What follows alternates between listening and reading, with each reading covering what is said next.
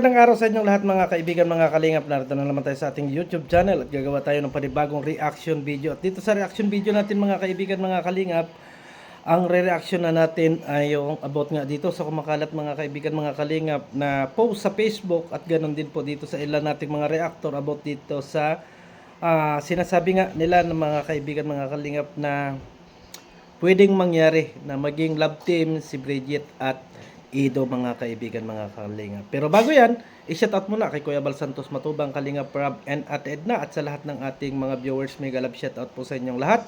Ganon din po kay Gisa Bicolana, TV Considerate and Ma'am Misty Kayons. Ganon din po dito mga kaibigan, mga kalingap, kay Gingging Vlog 1991. Sana po suportahan ninyo ang kanyang YouTube channel.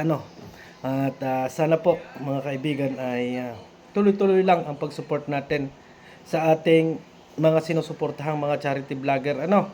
At shoutout na rin po kay Kalinga Fronron na nandito po ngayon. Ayan, kasama po natin habang tayo gumagawa ng reaction video. Siyempre, andyan ang lola ko. Asan kaya ang lola ko ngayon? Ayan, supportan po. Tender car, nakalimutan mo. Ayan. Kasi ito naman yung aking. Daw? Aking to eh. Baby flow Baby ito. Flo. Kaya baby pa ako. Kaya yan lang sa'yo. Hindi pa ako nakapag-tender care. Shout out guys sa Ayan. lahat ng viewers. Suportahan po ninyo ang aking lola na laging natin sa ating pulbo muna tayo mga kaibigan kasi nandito na yung lola natin eh. Bago hindi tayo magti-tender care, medyo maasagwa yung mukha nga naman. Medyo pawis-pawis. Dinala kasi ni lola yung tender care ko mga kaibigan, kaya nung wala siya hindi ako makapag-tender care. Ewan ko ba kung bakit dinala. Kasi sabi ng lola ko, mukha daw akong baby, kaya tender care yung biniling polvo sa akin. Galit na naman dyan yung mga basher ko. Huwag kayong magalit kasi ganyan kasi yung mga minamahal ng lola. Hindi yung katulad ninyong inagagalitan kayo ng mga lola ninyo. Ay ako, love na love ako ng lola ko. So, tuloy na ang topic natin mga kaibigan, mga kalingap, about nga dito sa ating pag-uusapan about nga dito sa tambalang Bridget and Kalingap Edo. Kung kagabi mga kaibigan nag-live tayo about yan kasi nga nakita natin sa Facebook na yan ay ipinopost ng mga kababayan natin, ng ilang mga reactor na pwedeng mangyari at nagtatanong sila kung ano yung pwedeng mangyari. Para sa akin kasi, na opinion ko kasi, total wala pa naman na nasasabi nga na magkakaroon ng love team ito. Ang sa akin lang, apektado kasi yung nagiging charity work ni Kalingap Edo. At alam natin yan, na 2 beses nang nagkaroon ng love team na talagang alam natin na naapektuhan si Kalingap Edo. Unang-una ay doon sa, hindi na nasasabihin yung pangalan siguro, no? At pangalawa itong last, na nakita natin yung idinaw niya yung kanyang sarili, halos itinaya niya yung kanyang YouTube channel, at naapektuhan yung kanyang mga views, naapektuhan lahat mga kaibigan, mga kalingap. Pero ano po ang nangyari? Wala at wala rin. Hindi pa rin na-appreciate ng mga tao na yon yung ginawa ni Kalingap Edo, kahit na ipinakita niya yung kanyang pagtulong or charity work na pakikipag-love team, walang nangyari. Kaya ang opinion ko doon, mga kaibigan, mga kalingap, hindi na muna. Pero, kung papayag si Kuya Bal Santos Matubang at Kalingap Prab, ganun din si Kalingap Edo, ano ba yung magagawa natin? So, susuportahan natin, siyempre. Susuportahan natin kasi ang nag-post na yung ama ng Kalingap halimbawa at si Kalingap Prab. Susuportahan natin. Pero may ipapanood ako sa inyong video mga kaibigan kung saan makikita natin at malalaman natin kung ano yung opinion ni Kuya Bal Santos Matubang, ganun din po ni Kalingap Prab.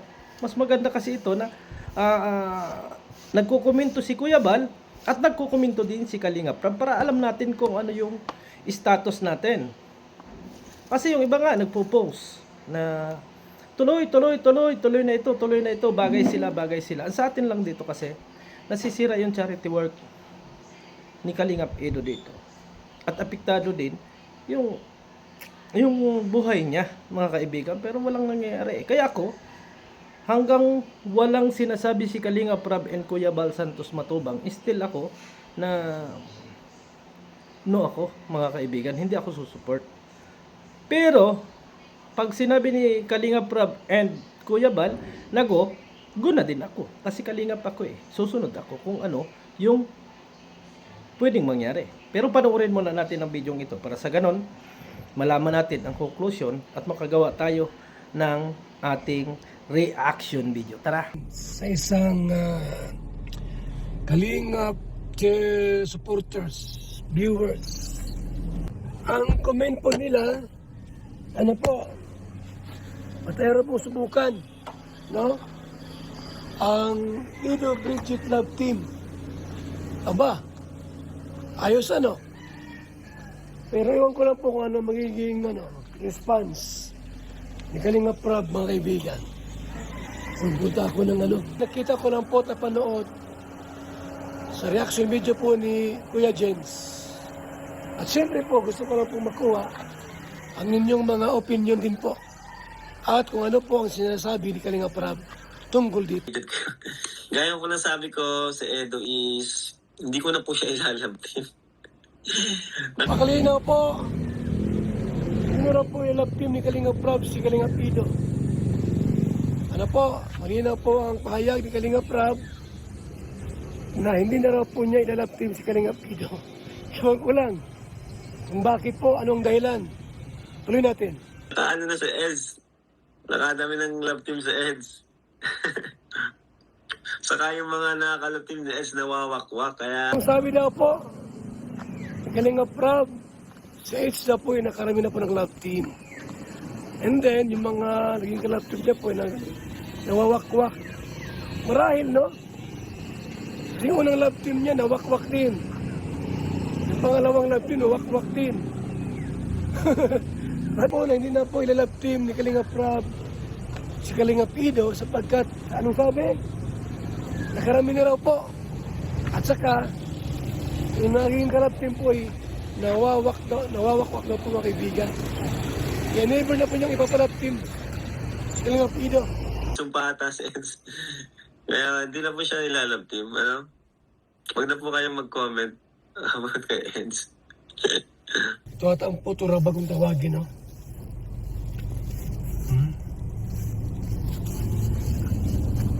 May palaman sa gitna. Sa loob. So, malinaw po. Hindi na po ito ilalagab team si Kalinga Pido. Kasi parang malas nga daw po. Tatlong love team na wakwak. Kaya, hindi na pwedeng love team si Kalinga Pido.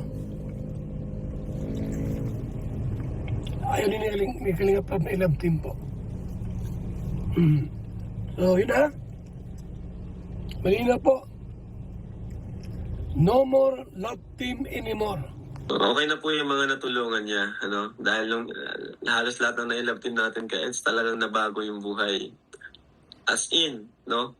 Bago talaga. Diba? Yung mga nakalove team na EDS talagang solid. Iba kasi sa EDS na maging leading man, sa totoo lang. Alam mo yung kakaiba kay EDS. Ang kakaiba kasi kay EDS, napakano niya, misteryoso. Diba? Misteryoso si Edo, kaya mga leading man, ganun yung mga galawan eh. Parang mga Korean eh, parang si Lee Min Ho. Parang Lee Min Ho si Papa EDS. Kahit po medyo nagkaganon po na wakwak or na iba yung babae, yung kalab team ni Ido. Pero ano paano po, nabago yung buhay po nila. Nagkaroon ng sariling bahay, na sponsors. So, yun na lang po, medyo lahat po na nagiging kapartner, kalab team ni Ido, nawala sa Kalingap. Nawakwak po sila. Nakakalungkot naman. Pero ang malaga dito, mga Kalingap, na bago yung buhay po nila. So, ganoon talaga ang buhay. Talagang malas. Swerteng malas si Papa Ido. Kaya yung kaso, may sumpa ata to si Papa Eds. Kaya sabi ko, insan, ano na lang, ang hanapin mo yung pang ano mo na, pang totoong buhay mo na. Tama, kasi si Eds po ay 32 na po ata siya. Diba, it's time to find someone who love you so much. Kaya na po siya mga kaibigan. Tama yung advice ni Kalinga Prab. Ang hanapin niya po ay ang totoong babaeng magmamahal, no, para mag-asawa na si Ido, parang ganon. So ayun nga mga kaibigan, mga kalingap, at yung reaction video na yan kasi ni Kuya Bal ay ginawa doon sa naging reaction video ni Kuya Jens. Yung reaction na yan ni Kuya Bal. At ang ginawa ni Kuya Bal Santos Matubang, ang ganda ng pagkagawa niya ng reaction video, isinama yung mga sinasabi doon ni Kalinga Prab. No. At hindi man natin talaga sure na si Kuya Bal ay nagsasabi na huwag na. Pero nararamdaman natin na parang hindi rin ayon si Kuya Bal doon sa mga kumakalat na Facebook post at sa pagpo-post ng ilan nating mga kasamahan. Parang hindi rin siya sang-ayon. Pero doon kay Kalinga Prab, talagang sinabi niya, huwag na po kayong mag-comment about dito sa tambalang ito na inyong iniisip. Kasi may edad na si Kalingap Ido, ang kinakailangang hanapin na niya ay yung babaeng magiging totoo sa kanya at magmamahal sa kanya. Yung talagang ipaglalaban siya, yung hindi siya iiwanan, hindi kasikatan yung hahanapin, kung hindi yung magiging may bahay lang. Yung magiging may bahay niya na susuportahan siya sa lahat ng mga gagawin niya, hindi paghahanapan ng kung ano ang meron si Kalingap Ido ay ipaglalaban niya. Yun yung ibig sabihin natin kahapon, ganyan din yung ating opinion at ganyan din yung opinion ni Kalingap Prab dyan mga kaibigan. At nakita rin naman natin ang opinion ni Kuya Bal. Ang sabi ni Kuya Bal, tama yung sinabi ni Kalingap Prab na umiidad na dito si Kalingap Ido, ang need na niya ay makahanap na rin ng babae na para sa kanya. Ibig sabihin, kung magkakaroon ng panibagong lalabas sa social media, mga kaibigan, mga kalingap, ayun na yung babaeng pakakasalan at magiging may bahay ni Kalingap Ido, is okay ako doon, mga kaibigan. Okay din ako doon. Pero nakikita naman natin about sa love team, yung mag-ama ay hindi sang-ayon, mga kaibigan. Hindi talaga sila sang-ayon sa nangyayari. Kahit sabihin natin na bagay sila o ano pa man, pero kung magiging love team lang or tambalan, bago pagdating ng araw ay mapapasama muli, hindi ko naman sinasabi mga kaibigan, mga kalingap, na ganun pa rin ang mangyayari. Doon sa nangyari doon sa kalawa at nangyari doon, mangyayari pa. Hindi naman natin pwedeng sabihin yon. Kasi magkakaiba sila ng different. Nagkakaiba sila. Kasi si Bridget, aminado ako, napakatahimik na bata at hindi natin nakikitaan ng kung ano. At kung sa sinasabi naman ninyo na bagay, ay bagay naman talaga mga kaibigan kasi maganda at gwapo. Pero kung sa love team parang hindi ako. Pero kung halimbawa magkakaroon ng relasyonan, magkakaroon ng talagang sinasabi natin na heart to heart, aba, ay pabor na pabor ako dyan, mga kaibigan, mga kalingap, kasi kilala ko yung babae at kilala ko rin si Kalingap Ido. So hanggang dito na lang siguro mga kaibigan, mga kalingap, ang ating reaction video at maraming salamat sa inyong lahat, at sana suportahan ninyo ang YouTube channel ni Kuya Bal Santos Matubang at lahat ng mga kalingap partner, at sana po magkomento kayo ng naaayon sa inyong kaisipan. No bashing tayo mga kaibigan, kasi hindi naman nila deserve na mabas, gumagawa lang tayo ng reaction video. So maraming salamat and God bless sa atin lahat. Bye bye.